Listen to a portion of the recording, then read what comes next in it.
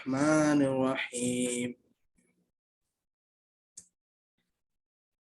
إن الله لا يغفر أن يشرك به ويغفر ما دون ذلك لمن يشاء ومن يشرك بالله فقد ضل ضلالا بعيدا إن يدعون من دونه إلا إناثا وإن يدعون إلا شيطانا مريدا لعنه الله وقال لأتخذن من عبادك نصيبا مفروضا ولأذلنهم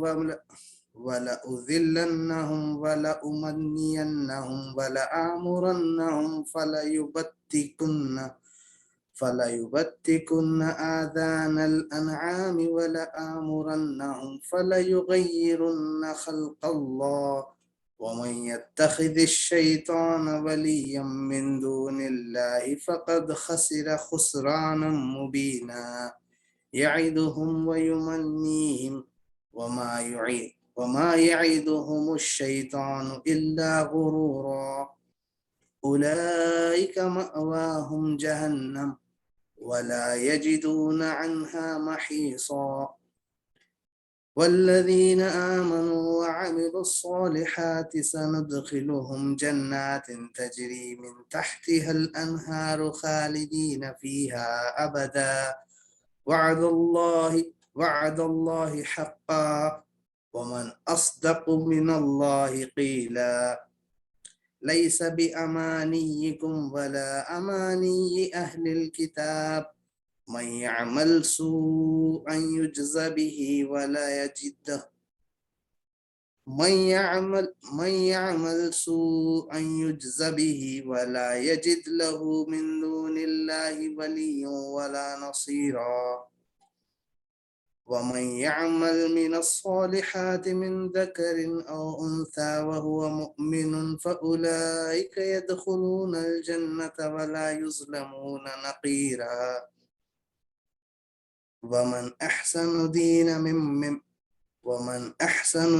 ممن أسلم وجهه لله وهو محسن واتبع ملة إبراهيم حنيفا واتخذ الله إبراهيم خليلا ولله ما في السماوات وما في الأرض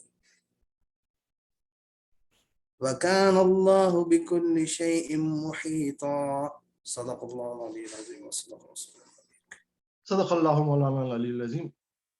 So thank you very much, Abdul Ghani, for this beautiful recitation. Allah give you barakat and Allah give you rest of this world and hereafter.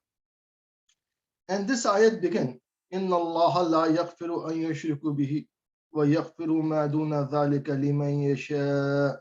So Allah subhanahu wa ta'ala is differentiating between the sins and the biggest sin of all, which is shirk. So Maulana Abdul Tafseer-e-Siddiqui Saheb described the relationship between shirk and other sin is like sin. Allah subhanahu wa ta'ala is saying that He might forgive all the other sins except for shirk, because shirk is a rebellion. Other shirks, we are humans. Sometimes, we can make mistakes. Sometimes, it is possible because Allah subhanahu wa ta'ala created us and He knows our weaknesses as a human. But human weaknesses and any sin, that is, Allah subhanahu wa ta'ala has opened the door of repentance for all the Muslims. When you repented, you can actually convert your bad deeds into good deeds. When you repented and ask for forgiveness, your bad deeds are turned into good deeds. But a rebellion or shirk is a rebellion. And as we try to describe and define what shirk is, because there's a lot of confusion, and especially regarding our maslak. There are people who are calling us mushrik and bidati and all that. So we take our source or definition of shirk from nothing but Surah Ikhlas. This is where all that Tawheed is defined, described, and this is where. So we repeat it, although we have said that in the last session as well. A'udhu billahi minash shaitanir rajim. Bismillahir rahmanir rahim. Qul huwallahu ahad. That say that Allah is one. So this is the first ingredient of Tawheed. That means to believe in only one deity, which is Allah subhanahu wa ta'ala. Only Allah subhanahu wa ta'ala is the creator, and he is the one who's sustainer. So this is anybody who believes in any other deity or God other than Allah is committing a shirk. So Allahus Samad. Samad is described as Allah is above all the needs and wants. Allah doesn't need anything. Allah doesn't. So anything associated with human needs, like eating, sleeping, and all that, Allah is above and beyond that. Lam yalid wa lam yulad. Nobody bore Allah subhanahu wa ta'ala, nor Allah bore anybody. So Allah subhanahu wa ta'ala is above all the human relationship, as we know, father, son, husband, wife, brother, sister. So this is the third ingredient of Tawheed. Lam yalid wa lam yulad. Wa lam yakul lahu kufuwan ahad. And Allah is unique. Allah is above any form and shape that we can comprehend. So anybody who make images of Allah subhanahu wa ta'ala, and anybody who draw any pictures or statues of carving statues of Allah subhanahu wa ta'ala is committing a shirk. So this is the true definition of shirk. And this is a sin that Allah subhanahu wa ta'ala will not forgive that, because it's an open rebellion. Allah subhanahu wa ta'ala with the dua that Allah forgive our human weaknesses, our human sins, but Allah save us from shirk. And another way of understanding Tawheed and its opposite, shirk, is where Maulana Abdul Qadir Saheb described it, that to shirk, when you believe that qualities of Allah subhanahu wa ta'ala by itself, bil bizzat, in any human, that means you are committing a shirk. So the whole universe actually is a reflection of the qualities of Allah subhanahu wa ta'ala. Allah ta'ala is high. So you see the life all around the world, that you see living things and all that. But the quality of living, Allah is high. But when you see the living things, these are the reflection of Allah subhanahu wa ta'ala you see in this world. This whole universe is just the mirror of Allah subhanahu wa ta'ala. So, but the life you see around it, it is given by Allah subhanahu wa ta'ala. They cannot sustain life by themselves. Anybody can not live 1 second longer than it's prescribed. So Allah subhanahu wa ta'ala has given the life.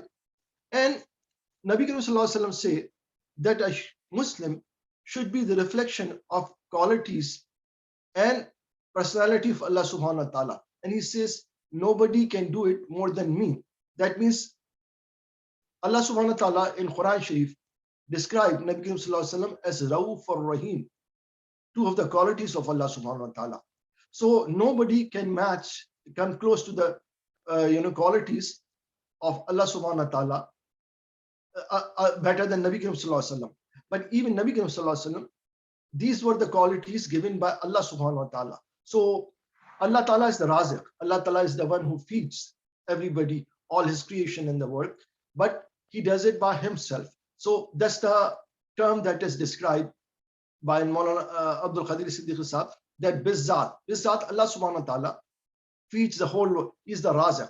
But if you say that my friend invited me and for the food, and he gave, I had a good dinner at my friend's place, but you're not saying that he's your Raziq or you are committing shirk, because that quality of feeding other people was given to him by Allah subhanahu wa ta'ala. So that's the difference between bizzat and bil arz. The another term that has been used for the same concept is haqiqi and majazi. So when anybody who help you, Allah subhanahu wa ta'ala is Nasir. That means he's the one who helps everybody. When we are in the desperate, we ask Allah subhanahu wa ta'ala for help. He comes. But he can make it anybody our thing. Like just like Nabi Karim sallallahu alaihi wasallam, when he migrated from Makkah to Medina, so Ansars, there were two tribes, Aus and Hazrat. They came out and helped Muslims who came as a, destitute and who came as a poor people. But Ansar, they help him. So Nabi Sallallahu Alaihi Wasallam gave them the title of Ansar. Ansar means helper. So basically it was a help from Allah subhanahu wa ta'ala. But since they did that, which is bil ars, they did that. So Nabi Sallallahu Alaihi Wasallam gave them the title of Ansar. So that's the difference between Bizzat and bil ars. And now we will move it to the next ayat says, أَيَّدْعُونَ مِن دُونِهِ إِلَّا إِنَاثًا. And those people, those mushrik, when they call Allah subhanahu wa ta'ala, so they are not calling Allah subhanahu wa ta'ala, but as I said that, one of the, how in mushrikeen, the shirk started in that. Ibrahim Khalilullah, Ibrahim alayhi salam, when he came and lived in, when he came to Makkah with Ismail alayhi salam, so Ismail alayhi salam and Ibrahim alayhi salam built the Kaaba. So Deen Ibrahimi could be propagated, which was believing in one God and the two God. But what happened that after Ismail alayhi salam in his progeny, like initially they were all on the Deen Ibrahimi, but there was one person named Umrul Lahmi. When he became the custodian of Kaaba, he introduced shirk in Arabia. His name was Umrul Lahmi. So the incident is that he imported these idols from Syria and came and put in the Khane Kaaba. So these idols started increasing and increasing. Eventually, each tribe of Arabia had a statue in Kaaba. And by the time Nabi Sallallahu Alaihi Wasallam came,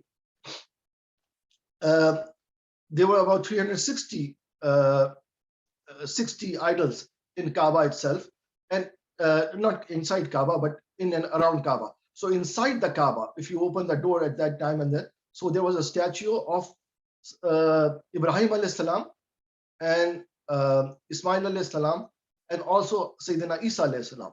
So there were 3 idols. They were right inside the Kaaba. So here, when these people call, they call nothing but female deities. Why they call it female deities? That the word for the God in Jahiliyyah was Allah. They say that Allah is the one who feeds us and all that. But Mazallah, they committed shirk by saying that Allah has 2 daughters, Lat and Uzza. So when they were called, so they said that Allah's daughter might help us. So Lat and Uzza. So Allah subhanahu wa ta'ala is mentioning that they call nothing but the female deities.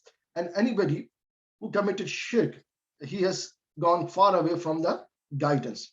So Allah subhanahu wa ta'ala is وَمَنْ يَشْرِكُ بِاللَّهِ فَقَدْ ضَلَّ ضَلَالًا بَعِيدًا.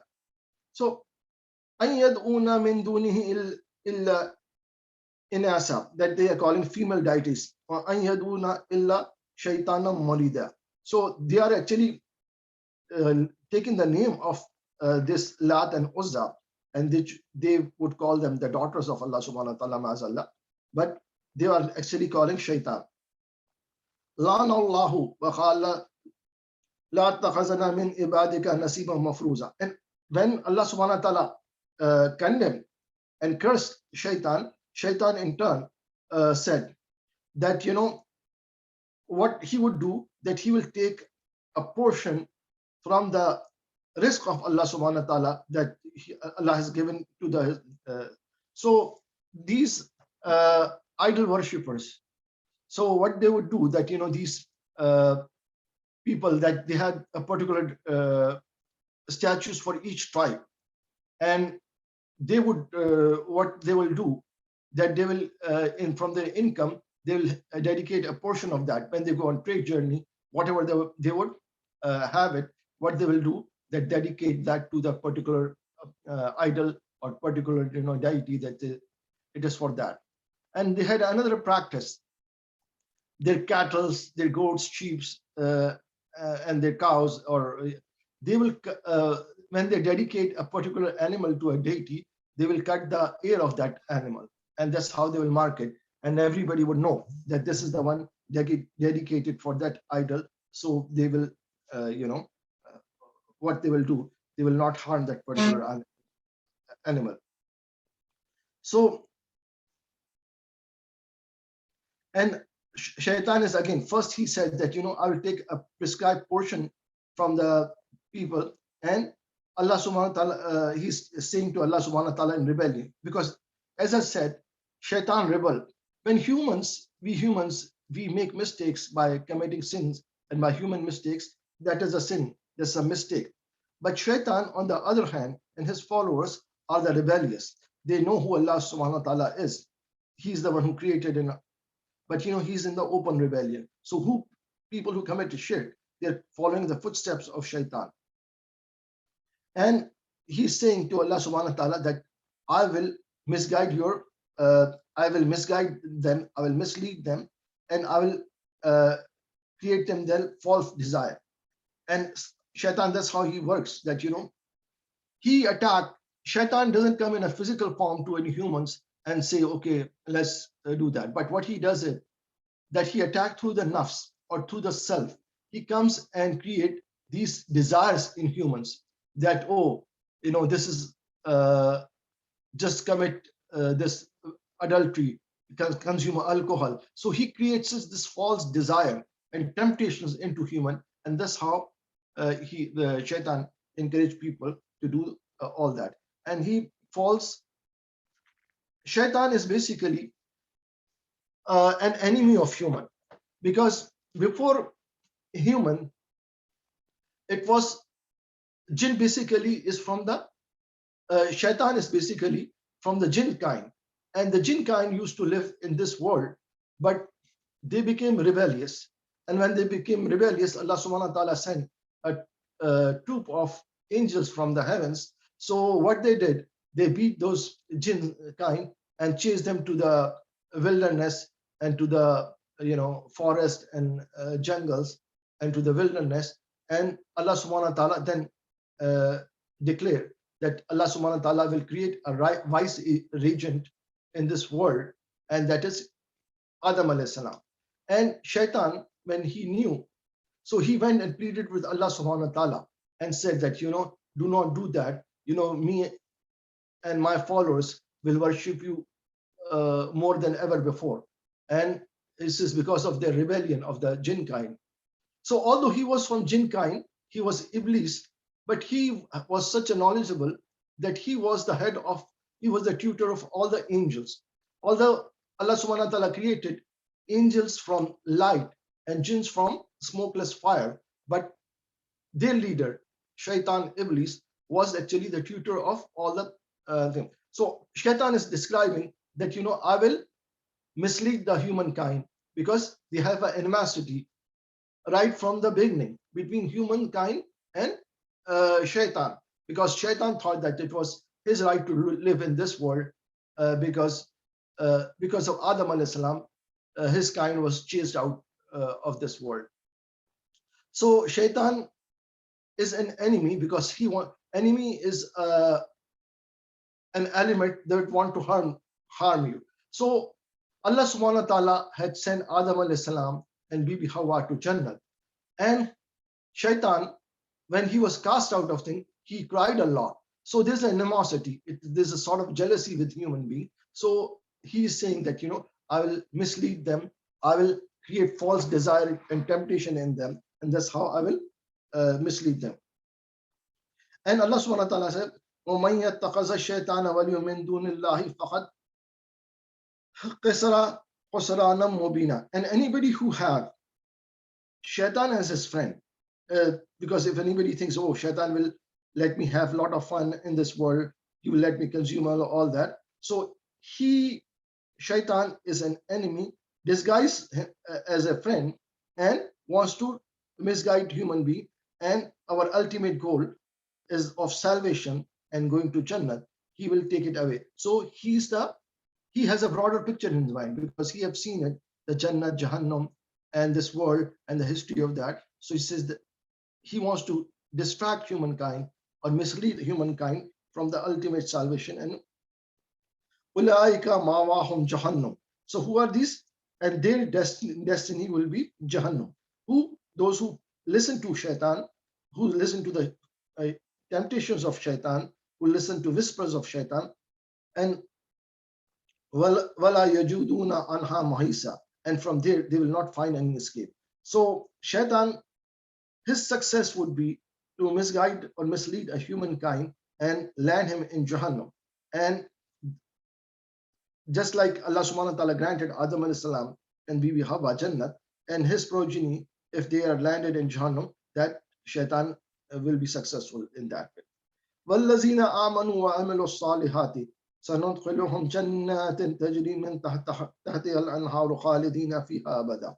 And those people who did amanu wa amilu salihati. So there are two qualities they are giving Allah subhanahu wa ta'ala that is needed to enter Jannah.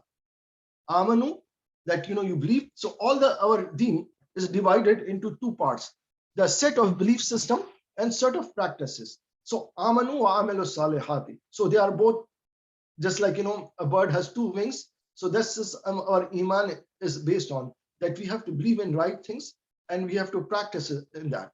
Some ulmas have described it, iman as a tree and amal as the fruits of that tree. So basically fruit is something that you enjoy after hard work.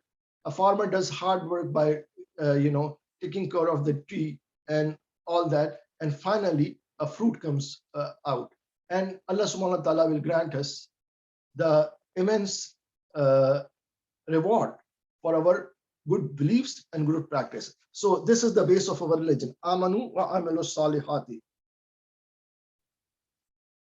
And Allah subhanahu wa ta'ala say, Wa'adallahu haqqa, that Allah's promise is very true. That وَمَنْ أَصْدَقُ مِنَ اللَّهِ قِيلًا, and whose promise is more truth than Allah subhanahu wa ta'ala. When Allah subhanahu wa ta'ala promised something, he fulfills that. And again, what we were talking earlier, that Allah's practices are reflection in Nabi Karim Sallallahu Alaihi Wasallam, because will ours, Allah subhanahu wa ta'ala give all the qualities. So Allah subhanahu wa ta'ala, his promise is the truth. So Nabi Karim Sallallahu Alaihi Wasallam, when he will promise something, even before a declaration of his prophethood, that he will fulfill that. And he admonished all the Muslims to, when you promise something, you fulfill that. So Allah subhanahu wa ta'ala is describing his quality that when he promised something, Amanu, those people who did Iman and did good deeds, Allah subhanahu wa ta'ala is promising them that paradise through in which there will be rivers flowing. So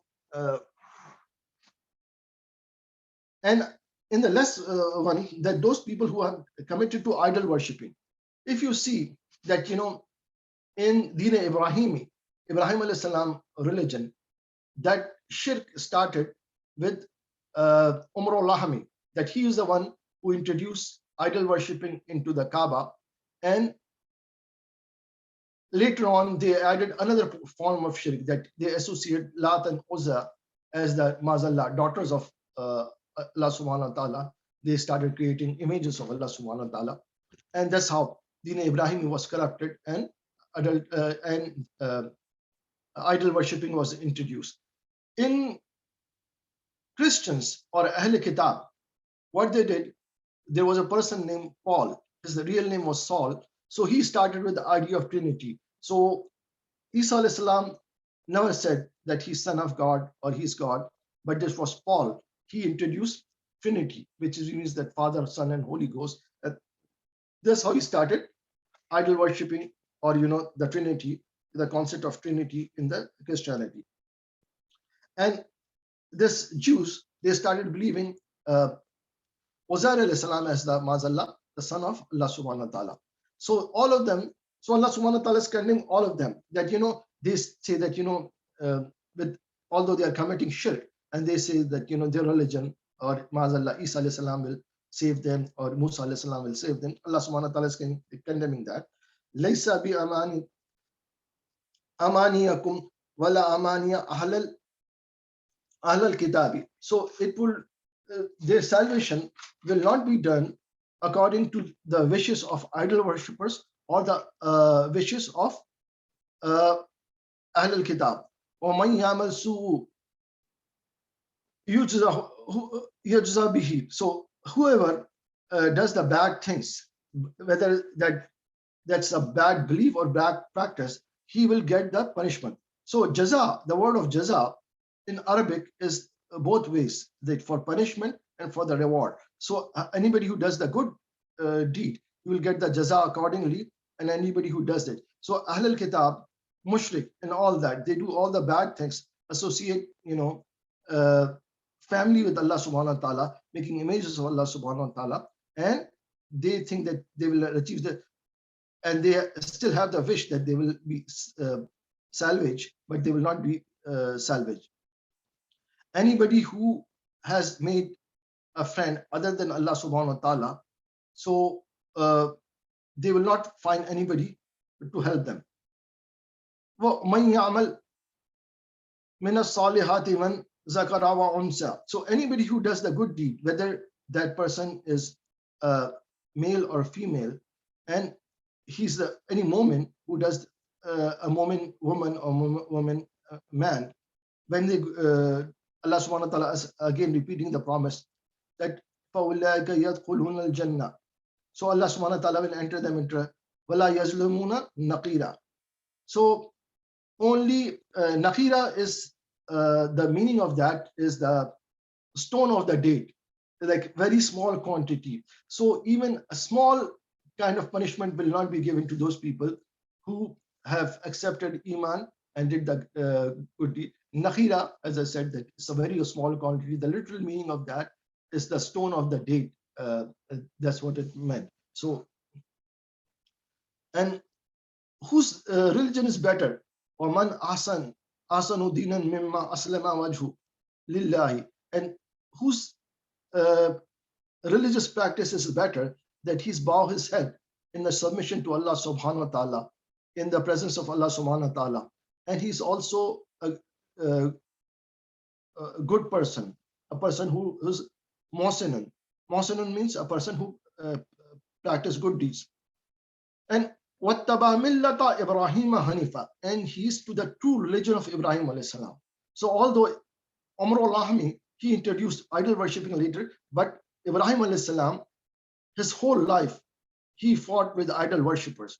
For that, he had to leave his own hometown of Babylon, because his own family, they used to be in the business of carving idols, and he condemned that to his own